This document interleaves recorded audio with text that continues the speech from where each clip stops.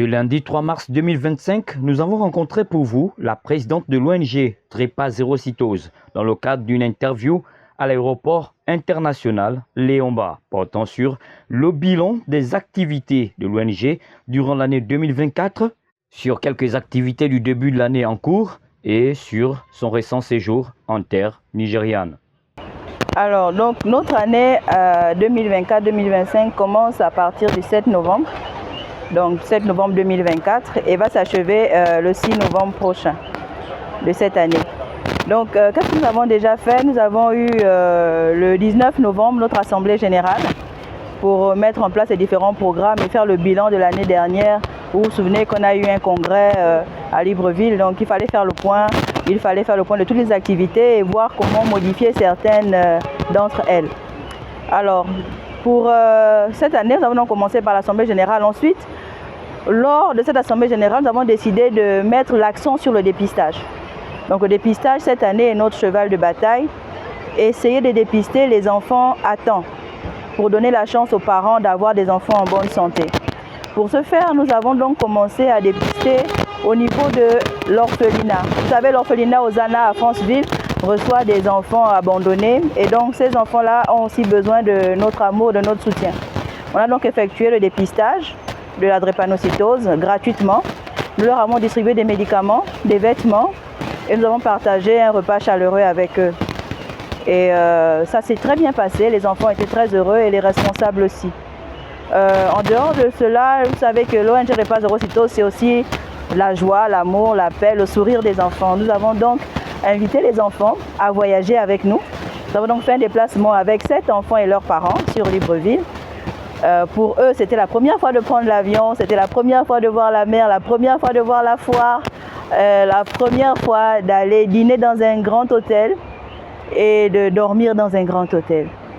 Et pour certains, leur rêve, en fait, il s'agissait là en fait de réaliser le rêve des différents enfants.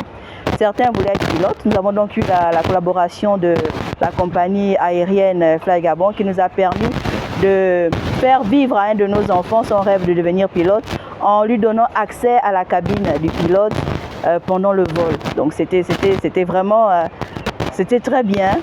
On en avait un qui veut être pharmacien et qui a eu le temps de passer du temps à la pharmacie centrale pour une journée d'immersion. C'était aussi déjà très bien. Et nous avons des policiers. Il y en a qui veulent devenir policiers, militaires. Donc, ils ont eu le temps d'aller à DGDI pour justement visiter, voir un peu comment ça se passe pour devenir policier, pour devenir militaire, qu'est-ce qu'on doit faire. Et la surprise, c'est qu'à chaque enfant, nous avons fait un passeport. Avec l'appui de la DGDI, en une journée, ils ont pu avoir leur passeport biométrique gabonais. Et les parents pensaient que c'était une fake news. C'était un faux passeport. Mais non, c'était réellement un vrai passeport qui a été fait en un jour.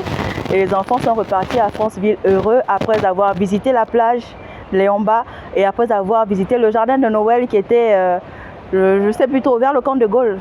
Voilà, jardin botanique. Donc les enfants ont pu visiter le jardin de Noël. Non, le jardin de Noël que le président avait mis en place. Voilà, c'était vraiment le Drépa rêve de S.Edoga. Voilà. Nous constatons que c'est une qui démarre dans vos bâtiments. Alors, les perspectives pour l'année 2025, qui n'est qu'à son début, on va dire. Oui, donc pour dépister, il faut sensibiliser. Nous allons donc aussi sensibiliser, comme nous le faisons chaque année, dans les différents établissements de la place, dans les différentes provinces dans lesquelles nous avons des antennes, des bureaux provinciaux, donc Port-Gentil, Libreville, Makoko, Mouila, Tchibanga. Donc nous allons déployer justement nos équipes pour sensibiliser au niveau des écoles. Et là déjà pour ce mois de mars, nous sommes en mars, dans 2 semaines nous aurons le dépistage au niveau de l'école de Benguia. C'est l'école des peuples autochtones. Vous savez, le peuple autochtone a tendance à ne pas venir lorsque nous organisons des journées de dépistage gratuit. Nous avons donc décidé d'aller vers eux, de dépister tous les enfants de l'école de Benguia 1 au niveau de Franceville et dépister aussi les enfants de l'orphelinat qui se trouve à, je connais pas très bien le nom, à Kingele. À Kingele, il y a un orphelinat quelque part là. Nous avons décidé d'aller faire un dépistage là-bas, mais nous attendons de faire passer d'abord les différentes manifestations de l'État pour pouvoir... C'était prévu pour le mois de mars, mais nous l'avons reporté pour le mois de mai ou fin avril. pour pouvoir justement mener à bien cette action avec les enfants et partager avec eux un repas. Et puis aussi d'autres activités, notamment la plus grande, c'est celle d'OIM. Nous aurons notre journée santé solidaire où nous aurons encore une grande caravane de dépistage gratuit, distribution de médicaments, consultations avec différentes pathologies, avec différents médecins, différents spécialistes qui viendront un peu, non seulement du Gabon, mais aussi de l'étranger. Ce ne sera pas un congrès, mais une journée dédiée à la prise en charge, à l'accompagnement et au conseil. Bon, en dehors du fait que je sois présidente de l'ONG Drepa Zéro Sitôt, je suis aussi enseignant-chercheur à l'Université des sciences et techniques de Massoukou, où j'enseigne la génétique, la biotechnologie, management de la sécurité et puis bien d'autres matières. Alors, dans le cadre de la génétique, je me suis spécialisée depuis déjà 12 ans sur la drépanocytose. Donc, on effectue le dépistage moléculaire. Comment est-ce qu'on est drépanocytaire depuis le gène? Voilà, comment est-ce qu'on détermine ça pour savoir si on est drépanocytaire vérifié? C'est une méthode spécifique et très sensible qu'on appelle donc la PCR. Donc, il fallait instruire les différents docteurs qui venaient de différents pays. Donc, l'université du Nigeria, le CHU du Nigeria à Enugu, a sollicité mes services pour former les médecins, les pédiatres, les praticiens hospitaliers en hématologie pour pouvoir acquérir ces différentes pratiques moléculaires pour la détermination de la présence du gène drépanocytaire au niveau des différents individus. C'était la raison de ma mission sur Enugu au Nigeria. En dehors de la langue, c'était l'anglais. J'avais l'impression qu'ils comprenaient ce que je racontais, donc c'est parfait. Donc ça s'est bien passé. Nous avons donc eu à faire toutes les étapes, différentes étapes pour la détermination moléculaire de la présence du gène S chez certains individus. Et il s'agissait en fait de faire un transfert de technologie à eux maintenant, à tous les participants. Il y avait Côte d'Ivoire, Niger, Togo, Bénin, Nigeria, un peu partout. C'est à eux maintenant de transférer ces technologies au niveau de leurs différents laboratoires. Et nous avons décidé de rester en contact pour leur fournir une liste des différents éléments dont ils auront besoin pour, on va dire, répéter la manip dans leurs différents laboratoires. Voilà. Oui, à l'endroit des membres, de tous les Gabonais, des adhérents déjà. Nous avons plus de 80 adhérents à l'ONG.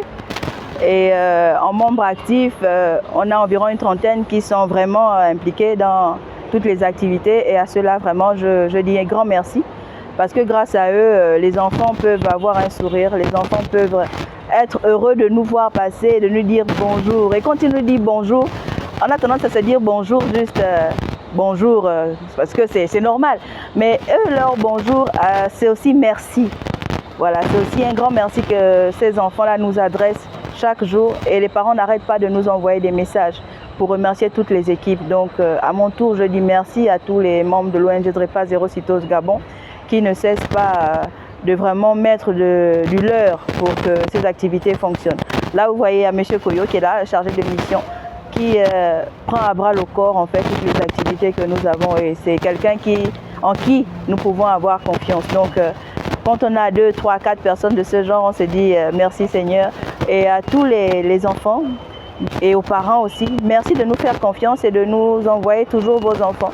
N'hésitez pas à inscrire vos enfants à l'ONG Drepa Zéro Sitôt parce que nous les accompagnons non seulement psychologiquement, mais aussi l'accompagnement médical, le soutien social, c'est important. Nous organisons des journées récréatives qui permettent à ces enfants de se retrouver, de se ressourcer et de se dire qu'ils ne sont pas seuls et qu'ils ne sont pas une erreur de la nature. Alors, n'hésitez pas, nous sommes là pour vous. Que Dieu vous bénisse. Merci. Voilà. Merci de nous avoir suivis avec beaucoup d'attention. Vous le savez, la drépanocytose est un mal qui fait beaucoup de tort à nos populations. Nous devons continuer à lutter pour limiter ces dégâts dans le pays.